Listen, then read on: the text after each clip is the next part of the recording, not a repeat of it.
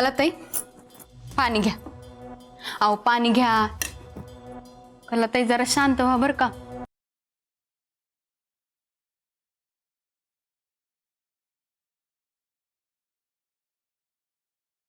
शंकर्या, आम्ही दत्ताकडे थांबतो. तू भवानीकडे लक्ष दे. हलक्यात घेऊन चालायचं नाही त्याला. वय ताई साहेब.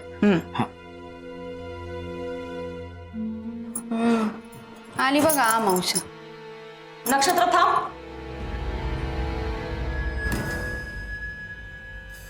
काय खुसूर खुसूर चालले?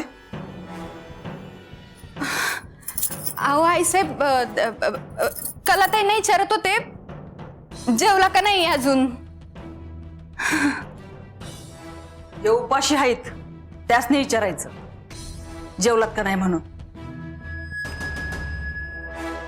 नक्षत्रा, हा आईसाहेब. आवरून काहीतरी खाऊन घे आधी. आणि ते गळ्याला काहीतरी वळ उठल्यात ना ते औषध बिला. होय. वळ गळ्यावर. नक्षत्रा, काय झालं? कसं लागलं? कुणी मारलं बाई? बघू. नाही काही नाही झालं, म्हणजे एवढं मोठं काही झालं नाही. मोठं नाही कसं? आईसाहेब आत्ता म्हणलं ना ज्याला गरज आहे त्याची विचारपूस करायची. धाव की मग. अहो काही नाही झालंय, खरंच सांगते ना. अगं असं काय करतेस? जखम बिकम मोठी असेल तर बघायला पाहिजे. बघू की. राहू द्या की. बघू एकदा. हे बघ काय झालंय ते बघायला पाहिजे. समजायला ग काय झालं. कले, एक कानाखाली पुरे झाली नसल तर तसं सांग. पैसा भाऊ हिच्या काळजी पोटीच बोलायले ना मी. बघू की काय लागलंय. बघू. तू हिची काळजी करायलेस. तू काय करू शकतीस आणि काय नाही ते आम्हाला चांगलंच ठाव आहे. अगं स्वतःच्या भावाच्या जीवाची पर्वा न करणारी तू हिची काळजी करणार? अगं तुझ्यापेक्षा ही पोरगी बरी परकी हाय, पण तुझ्या भावाचा जीव वाचवलाय तिनं स्वतःच्या जीवाची पर्वा न करता. आईसाहेब, आवाज कमी. अहो आईसाहेब, मी काय म्हणते, दत्ता भाऊ आलात की नाही सुखरूप आपल्या घरात. किती आनंदाचा क्षण आहे. मग ह्या आनंदाच्या क्षणावर आपण काहीतरी करून निर्जन नको घालायला. नक्षत्र जा तू आवर. लक्ष, हिच्या बोलण्याकडे लक्ष देऊ नकस. जा. वय.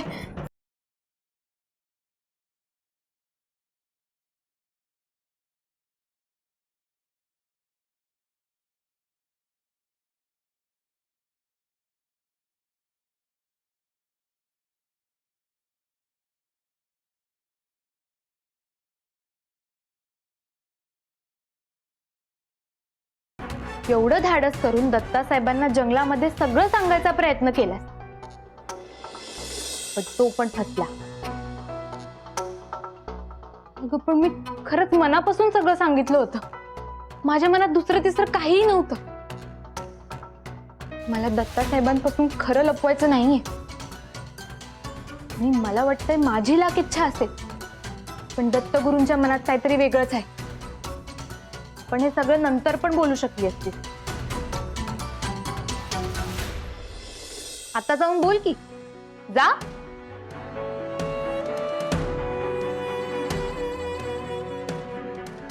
काय ग, तुझी खरंच इच्छा होती ना सगळं सांगायची? नाही म्हणजे तसं होतं तर सगळं खरं सांगत असताना दत्तासाहेब जागे आहेत की नाही हे का नाही बघितलं? मला वाटलं ते जागेच असतील. आणि हे बाई, तुला काय वाटतं मला त्यांना फसवायचंय? मला नाही फसवायचंय दत्ता साहेबांना. मग खरं काय ते जाऊन सांग, कारण नंतर तुझी कितीही इच्छा असली तरी अशी संधी परत येणार की नाही हे देवास ठाऊक. आणि एकदा का या वाड्यामध्ये रेखा पुन्हा आली तर मग दत्ता साहेब तुझं ऐकतील तर वाटतं तुला? नक्षत्रा, आपण डोळे मिटून घेतले म्हणजे बाहेरचा अंधार कमी होतो असं नाहीये. उलट डोळे उघडे ठेवून बघितलं तर कदाचित एखादी उजेडाची तिरीप दिसेल. आणि जी गोष्ट आपली नाहीच आहे तिला गमवायचं कसलं दुःख ग? नक्षत्रा, दत्तासाहेब तुझे नाही आहेत. आणि हे तुलाही माहितीये आणि मला पण. दत्तासाहेबांच्या आयुष्यात फक्त रेखा होती आणि रेखाचं प्रेम होतं. आणि ती परत आल्यावर काय होणार आहे? तुझ्या सोबत दत्तासाहेब नसणार.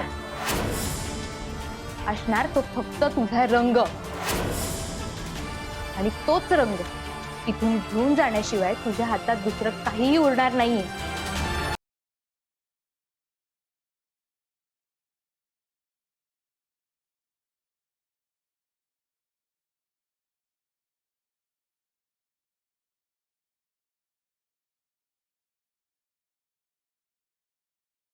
तुझ्या सोबत दत्ता साहेब नसणार, असणार तो फक्त तुझा रंग.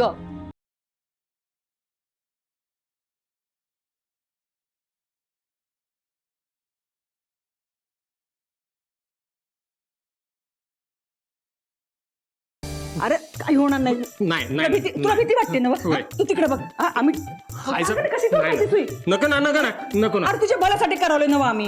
मग काय होतंय? आईचा बाई कडू औषध द्या, पण ही एवढी मोठी सुई नाही द्या पाहिजे आपल्याला. नाही अरे काय चाललंय तुझं? काय डोसकं फिरवायला लागलंस आमचं तू? हा अरे हे बघ, अण्णा, तू इंजेक्शन घ्यायचं म्हणजे घ्यायचं. हा बारक्या पोरावानी करू नकोस. अहो, तुम्ही थांबा. कसं घेत नाही आम्ही बी बघतो. इकडे ये. तू इकडे ये. आईचं- नाही नाही. अरे ऐक ऐक माझ्या पोरा. अरे जखमची गळले ना इंजेक्शन घेतलं तर बरं वाटेल. आणि एवढीशी सुई आहे पट्टीशी आज नको आपल्याला झेपायचं नाही ती काय बी करा. ऐकून तर घे. भावा बरं झालं बाई तू आलीस. अगं इंजेक्शन घ्यायला तयारच नाही बघ. असं आहे होय का? आता का कुणाला बी गोळी घालायची असेल ना तर सांग, पण ही एवढी मोठी सुई आत राहिली तर काय करू मी? मग आपल्याला नाही झेपायचं. काय बोलायला हा? सुई आत कशी राहील? काय बी काय बोलतोयस तू? हा अहो, आई साहेब, दत्ता साहेबांना जसं या सुईची भीती वाटते ना, म्हणजे त्यांना आवडत नाही, तसं मला बी आवडायचं नाही. काय ग खरं सांगायला सुई? आपण होय घेणार तर. ना?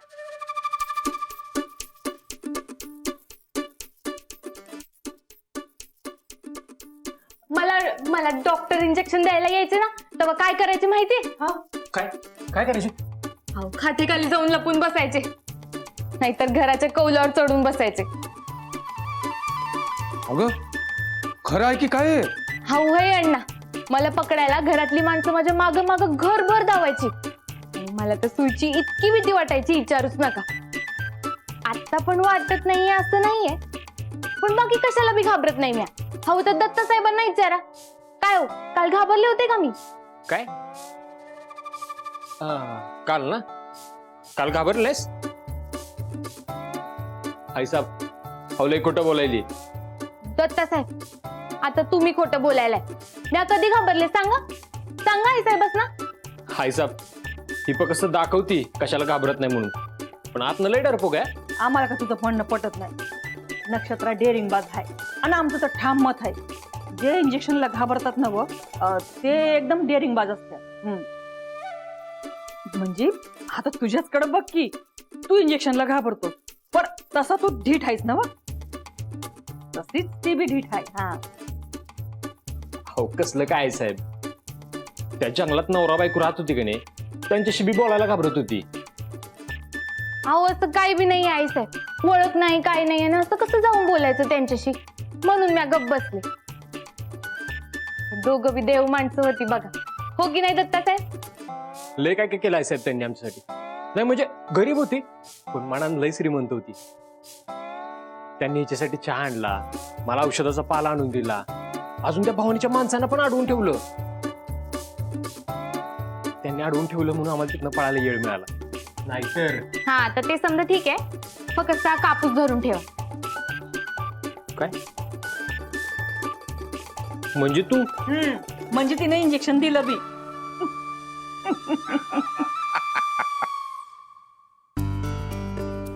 अरे नक्षत्रानं सुई टोचली आणि तुला कळलं बी नाही.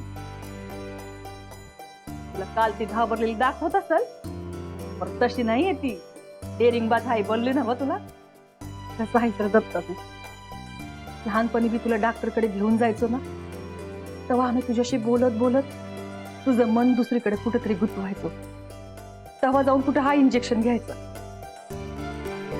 आणि आज इतका मोठा झालाय तरी बी तीच अवस्था. आता बी तुझ्याशी बोलत बोलत तुझं मन दुसरीकडे गुंतवावं लागलं, तेव्हा कुठे जाऊन इंजेक्शन घेतलं. फरक फक्त एवढाच आहे, आता आमची जागा नक्षत्रानं घेतली. हो आई साहेब, तुमची जागा कोणीच घेऊ शकत नाही. भले शाबास पोरी, पण हे इंजेक्शन वगैरे तुला कसं काय जमलं? आवडणार परिस्थिती माणसाला खूप काही शिकवते. तिच्याचमुळं मी आज समज शिकले. कधी कुठलं काम करायची गरज पडत सांगता येत नाही ना. यांना कुठलं बी काम छोटं नसतं. उद्या भीक मागायची वेळ आली तर ते पण जमायला पाहिजे की नाही. ती कधीच येणार नाही तुझ्यावर नक्षत्रा. चल कुठं निघाला जायचं? तुम्ही चला आमच्या संग. चला हो. अजून एक महत्वाचं काम बाकी आहे. या.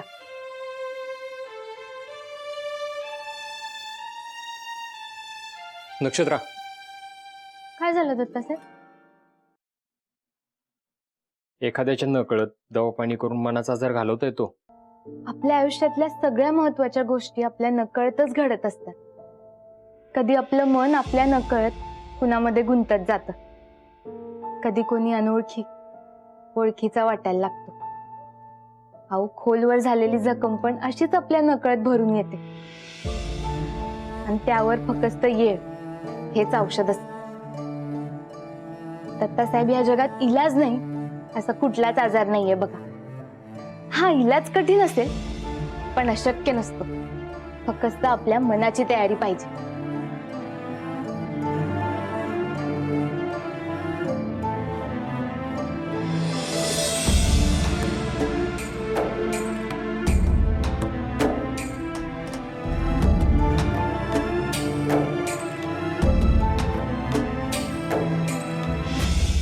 चला, आई साहेबांनी बोलवलं आहे. होय.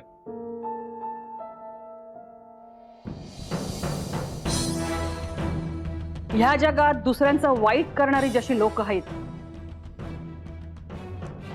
तसं स्वतःचा स्वार्थ न बघता दुसऱ्यांचं चांगलं करणारी बी लोक आहेत. आणि अशाच लोकांमुळं, त्यांच्या समजूतदारपणामुळं अजून बी जग चाललं.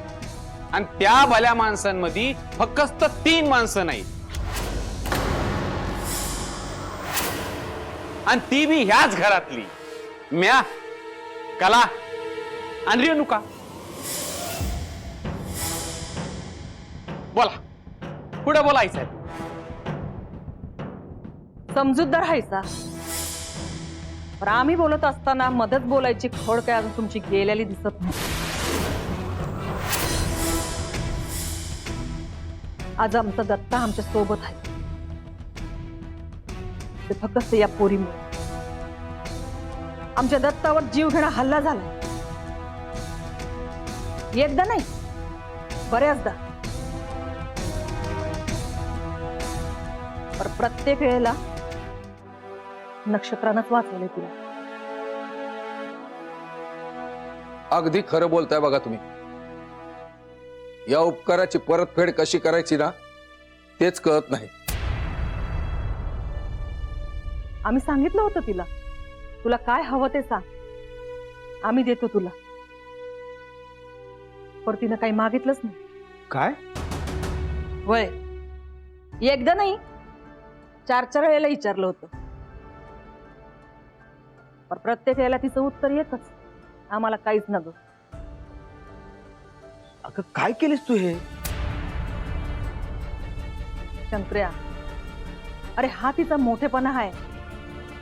तिला बी माहितीये, तिने जर का काही मागितलं तर ते आम्हाला द्यावंच लागल. पण स्वतःचा विचार करणारी पोरगी नाहीये ती. आणि खरं सांगतो, आमचं हे घर सांभाळायला, आमची सगळ्यांची काळजी घ्यायला अशाच एका प्रामाणिक पोरीची गरज आहे. शंकर, आमच्या खोलीत एक वस्तू ठेवली, ती घेऊन. जितायचंय. आजवर या महेश्वरीला घराबाहेरच्या लोकांचा जास्त धोका होता. पर आज मात्र घरातल्या थाळीतच छेद केला गेला.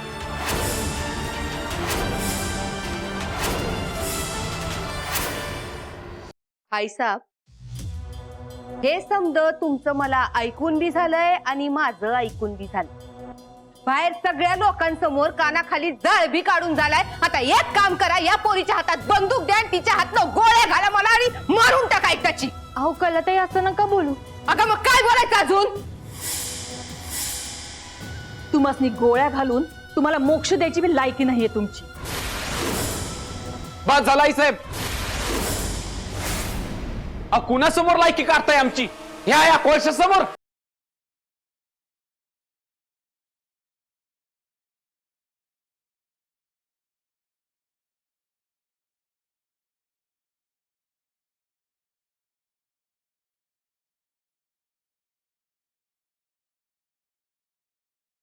दत्ता एकच सांगतो, ते कान उघडे ठेवून ऐकायचं. या घरात रंगावरनं आणि जातीवरनं बोललेलं आपल्याला खपत नाही. त्यामुळं तुझं शब्द परत माघारी घे, नाहीतर ते शब्द जसे तोंडातनं बाहेर आलेत तसेच आत घाल.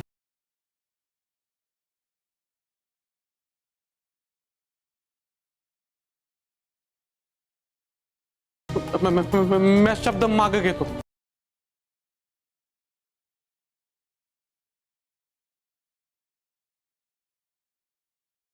ताईसाहेब ठेवीत. इथं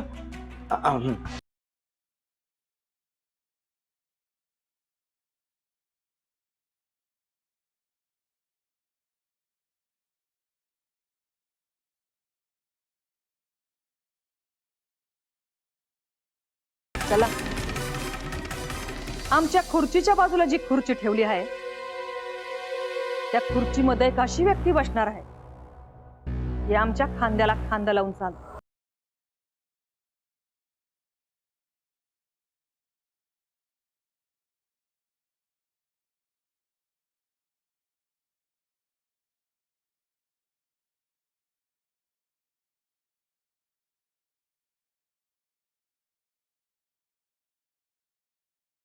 अगं बोल कला, कोण बसल या खुर्चीवर? म्या.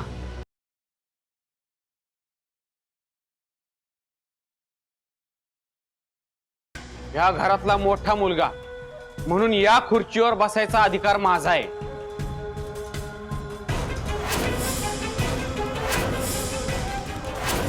असं वय. वय. पर मग दत्ताला शोधायच्या वेळेला घराबाहेर का नाही पडलायचा तुम्ही? तेव्हा तुम्ही घरातले मोठे नव्हता?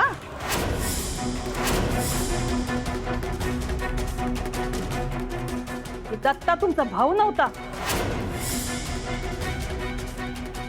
दत्ताचा जीव धोक्यात आहे हे तर कलाला बी माहित होते, ती गप्प होती. रेणुका, तुला बी हे समजत हवं होतं ना? ते नव्हतं म्हणजे आता मी काय बोलणार आता? तू काय बोलूच न गस. आमची ढाल आमच्यापासून लांब केली आणि आमच्याच घरातल्या माणसांनी आमची ढाल तोडण्याचा प्रयत्न बी केला. पण ही पोरगी ना आमच्या रक्ताची ना नात्याची, हिनं मात्र आमच्या रक्ताचा एक थेंबी मातीत पडू दिला नाही. तेव्हा या खुर्चीवर आई साहेब, ह्या खुर्चीचा वारसदार ह्या घरातलाच हवा. नक्षत्रा ह्या घरातली नाही आणि तिचं आपल्या संघ रक्ताचं कोणतं नातं बी नाही. वारसदार त्यो नसतो जो रक्ताच्या नात्यानं अधिकार सांगतो. वारसदार त्यो असतो जो स्वतःच्या गुणांनी त्याच्यापेक्षा लायक दुसरं कुणीच नाही हे सिद्ध करतो.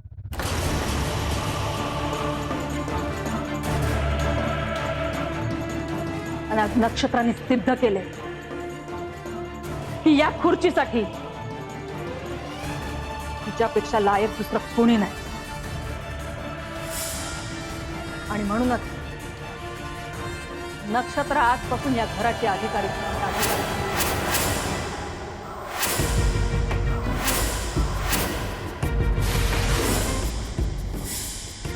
नक्षत्र जा, बस त्या खुर्चीवर.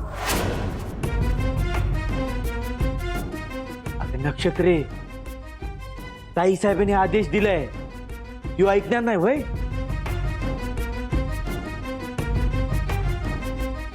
जा नक्षत्र.